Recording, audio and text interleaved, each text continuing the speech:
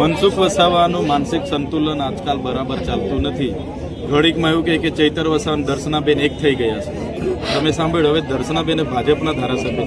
ઘડીકમાં એવું કહે કે ગણપત વસાવા અને ચૈતર વસાવા એક થઈ ગયા. ઘડીકમાં કે છોટું વસાવા અને ચૈતર વસાવા. ઘડીકમાં કહે છે કે રીતેશભાઈ વસાવા જે ઝઘડેના ધારાસભ્ય ચૈતર વસાવા એક થઈ ગયા. મારો જાનને જોખમ છે. ભાઈ, તમે 35 વર્ષથી સાંસદ છો, 60 ટર્મના સાંસદ છો.